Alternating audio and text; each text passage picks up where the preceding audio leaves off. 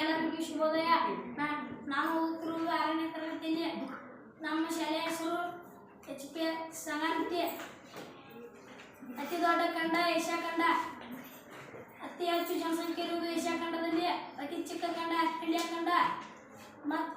Europe ಮತ್ತು ಏಷ್ಯಾವನ್ನು ಒಟ್ಟುಗೂಡಿಸಿರುವ ಏಷ್ಯಾನೋಡು. Asia ಖಂಡದಲ್ಲಿ 48 ದೇಶಗಳಿವೆ.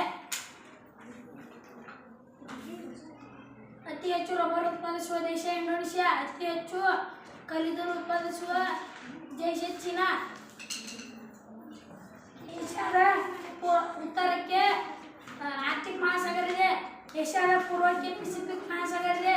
ಏಷ್ಯಾದ ದಕ್ಷಿಣಕ್ಕೆ ಹಿಂದೂ ಮಹಾಸಾಗರ ಇದೆ. ಏಷ್ಯಾದ ಪಶ್ಚಿಮಕ್ಕೆ ಯುರೋಪ್ ಖಂಡವಿದೆ. ಅತಿ ಹೆಚ್ಚು ಪೆಟ್ರೋಲ್ ಉತ್ಪಾದಿಸುವ ದೇಶ ಸೌದಿ ಅರೇಬಿಯಾ.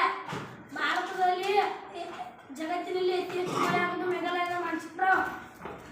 ಜಗತ್ತಿನಲ್ಲಿ ಅತ್ಯಂತ ದೊಡ್ಡ ಮೌಂಟ್ ಎವರೆಸ್ಟ್. ಅತಿ ಹೆಚ್ಚು ಪ್ರಕೃತಿ ಹೊಂದಿರುವ ಖಂಡ ಏಷ್ಯಾ ಖಂಡ. ಏಷ್ಯಾ ಖಂಡದಲ್ಲಿ ಅತಿ ಹೆಚ್ಚು ಜನರು ವಾಸಿಸುತ್ತಾರೆ. ಏಷ್ಯಾದಲ್ಲಿ ಅತಿ ಹೆಚ್ಚು ಕೈಗಾರಿಕೆಗಳು ಇದೆ. ಎಲ್ಲರಿಗೂ ಧನ್ಯವಾದ.